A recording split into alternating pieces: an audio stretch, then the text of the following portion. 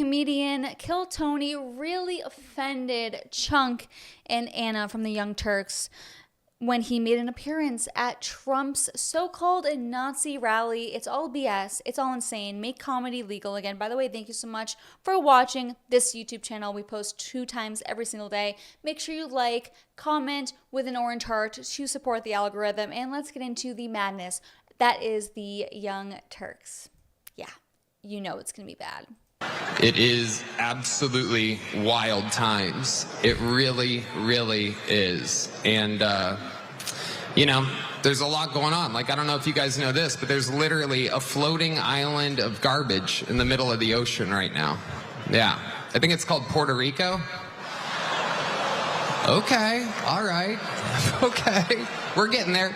Now, again, normally I don't follow the national anthem, everybody.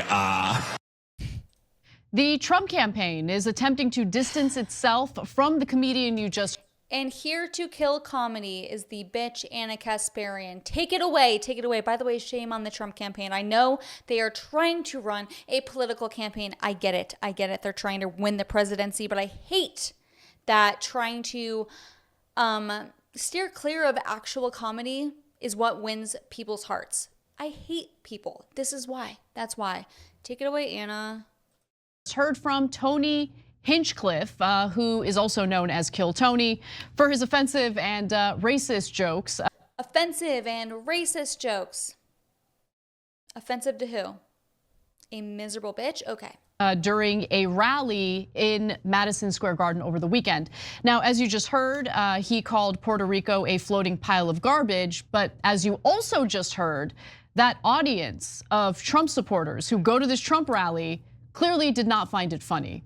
And I choose to focus on that. That gives me a little bit of hope in this country and in the... I'm sorry, Anna. I feel like I've heard you say in the past that, you know what, let's stop censoring comedy. You cannot tell someone what they can and cannot find funny. If you don't want to watch it, don't watch it. But here we have Anna doing just that. Anna is a hack, and yes, sometimes she says things that aren't as crazy as the normal people from her party, but she's still a, I don't know, like a left-wing to like right-wing grifter. She goes back and forth. She bounces back and forth. We see you, Anna. We see you. The electorate, they clearly didn't enjoy it, but we do have more where that came from. Yeah, Anna, I focus on both. So, look. Yeah, Anna. I'm so smart that I focus on both. Shut up, chunky yogurt. Stop eating so much chunky yogurt. Get the non-fat, zero fat, negative calorie ass yogurt, chunk. It's super important to note that the audience groaned, and they groaned so much that he made note of it over and over again. They did not enjoy the set. So, okay, L to the audience. Why are you guys a bunch of, can't say the word, biatches? So do not say that everybody who went to that rally, agrees with this guy and thinks along the same ways. And I get it, he's a comic. Terrible so-called comedy. That was not a joke. That was just, isn't it funny to make fun of Puerto Ricans? Or just to insult Puerto Ricans. Where's the punchline? Is the punchline that they're dirty? Is that because garbage? Where's the punchline? So don't give me this garbage about, at one point there was some garbage bill in Puerto Rico, as if he knew that and he's following Puerto Rican politics and he was making a super obscure joke about that. No. Why are you reading so much into a joke, Cenk? It's a joke. Lighten up like you should on the calories. Lighten up for your own sake, for your own health, quite literally. It was a very blunt instrument joke. It was dumb. But guys, whether you think it's fair or not fair, the stench of that joke and the other things that were said in that rally are going to stick to the Republicans. Just like I told you, the McDonald's stunt that he did was a really good PR move, even though there was no substance behind it. He's against higher wages for... Because there's so much substance behind what Kamala Harris says, right? Because she doesn't just repeat, it's not just me who said it, it's everyone. Kamala Harris is like a college student that needs to get 500 words for their paper, 500 word count, and they just repeat the same stupid fluff, saying nothing. Yeah, this is a really, really good idea because good ideas are important for the nation. And like, We want good things to happen for the nation, and like good ideas will be good for the nation. That's it. In conclusion, let's have good things happen. That's what she does. So where's the substance with that hoe? Oh wait, there's none. Shut up, Chunk. McDonald's workers, he's against regulations that protect those workers, etc. But it was a good PR stunt and worked really well for him. This is the exact opposite. The audience might have grown, it might be a comic, but it's gonna be terrible for the Trump campaign. Which is is it, chunky yogurt? why the Trump campaign is doing everything it can to distance themselves. Also, by the way, gay of the Trump campaign, if true. If they're telling the truth, stop distancing yourself from comedy. Don't be gay, just don't. From what happened in Madison Square Garden. In fact, even Peter Navarro is coming out with some pretty harsh language against the comedian. Not Peter Navarro. No, you know what? I've heard that name before. I can't even put a face to it. If I had to guess, probably a rhino bitch, if I had to guess. So I'm not shocked, not shocked. Hinchcliffe is irritated by the backlash he's getting. He thinks that people are humorless. In fact, what about Isabella Moody? What does she think? The only other person that's orange on this great earth? What does she think? Yeah, we need more offensive and comedy. Thank you. In fact, he was pretty irritated with the audience at this rally. So let's take a look at more. Believe it or not, people, I welcome migrants to the United States of America with open arms. And by open arms, I mean like this.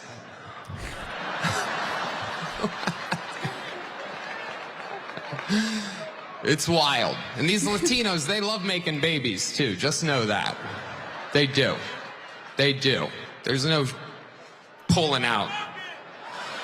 They don't do that. They come inside, just like they did to our country.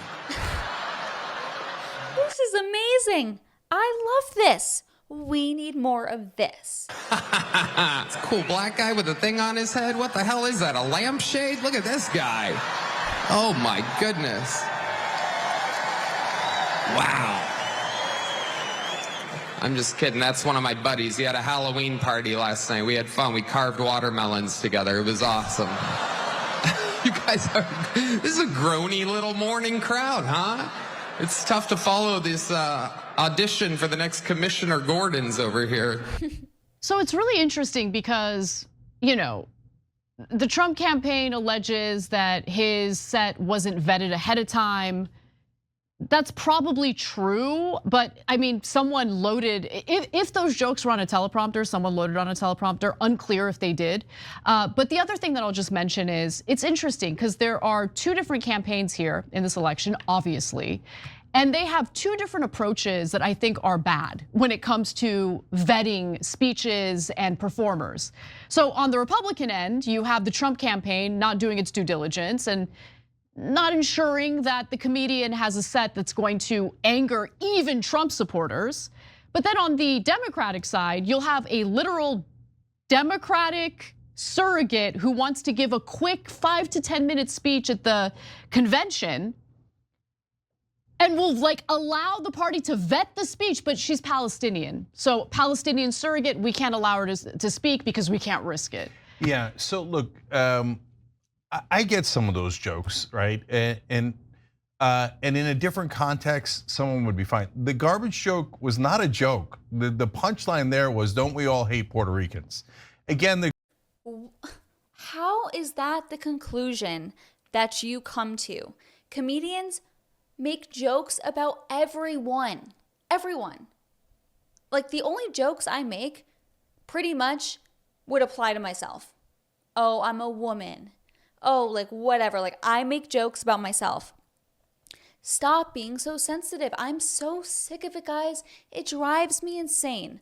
I cannot stand how sensitive people are these days. Seriously, to me, it's like, okay, someone's talk shit about you. Okay. Either it's true, like let's say someone calls you fat and you're actually fat, cool. You probably should lose weight and get healthy. So if you're offended, rightfully so, do something about it. But if you're not fat, why does it bother you? You know, it doesn't make sense. Like I remember one time in college, one of my friends had another girl call her a slut. And it really bothered her. And I was like to my friend, you're not a slut. you're not. That was before I was a Christian, but this girl like really wasn't a slut, especially in terms of college girls these days.